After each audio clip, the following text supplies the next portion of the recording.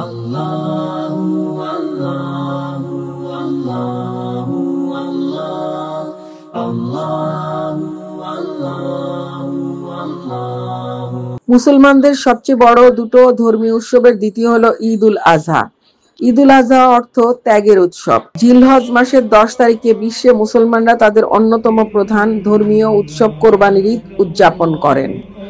মহান আল্লাহর সন্তুষ্টি লাভের উদ্দেশ্যে নিজ ছেলেকে কোরবানি করতে চেয়েছিলেন হযরত ইব্রাহিম আলাইহিস সালাম, যা ছিল আল্লাহর প্রতি আনুগত্যের একটি নিদর্শন। এই দিনটিতে মুসলমানরা ফজরের নামাজের পর ঈদগাহে গিয়ে 2 রাকাত ঈদ উল আজহার নামাজ আদায় করে।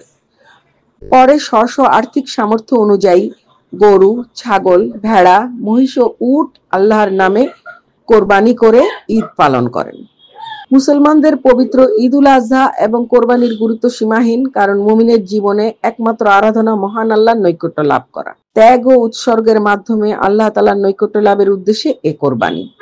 নিয়ম অনুযায়ী ঈদ উল ফিতরের ঠিক 2 মাস 10 দিন পর ঈদ উল আজহা বা কোরবানির ঈদ পালনের নিয়ম।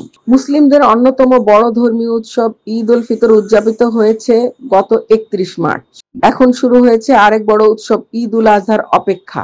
ঈদের সম্ভাব্য তারিখ জানিয়েছে আরব আমিরাতের জ্যোতির্বিদ্যা সোসাইটি। সংস্থাটি বলেছে, আগামী 27 মে সন্ধ্যায় হিজরি বর্ষপঞ্জিকার শেষ মাস জিলহজের চাঁদ দেখা যাবে, আর 28 মে হবে জিলহজের প্রথম দিন। সেই হিসেবে মধ্যপ্রাচ্যে 6 জুন ঈদ উল আজহা উদযাপিত হতে পারে। আমিরাত জ্যোতির্বিদ্যা সোসাইটির চেয়ারম্যান ইব্রাহিম আল জারওয়ান উল্লেখ করেছেন, আরব আমিরাতে 27 মে সকাল 7টা 2 মিনিটে চাঁদ উঠবে। ওই দিন সূর্যাস্তের 38 মিনিট পর্যন্ত চাঁদটি আকাশে দৃশ্যমান থাকবে। এতে অর্ধচন্দ্রটি সহজে দেখা যাবে। যদি জ্যোতির্বিদ্যার এ তথ্য সঠিক হয়, তাহলে 5 জুন হবে আরাফাতের দিন। এটি পবিত্র হজের সবচেয়ে গুরুত্বপূর্ণ দিন। এর পরের দিন পালিত হবে পবিত্র ঈদ উল আজহা। যদি 27 মে সন্ধ্যায় জিলহজের চাঁদ না দেখা যায়, তাহলে মধ্যপ্রাচ্যে ঈদ উদযাপিত হবে 7 জুন। যেহেতু বাংলাদেশ মধ্যপ্রাচ্যের একদিন পর ঈদ হয়, সেই হিসেবে এখানকার মানুষ 7 অথবা 8 জুন ঈদ পালন করবে।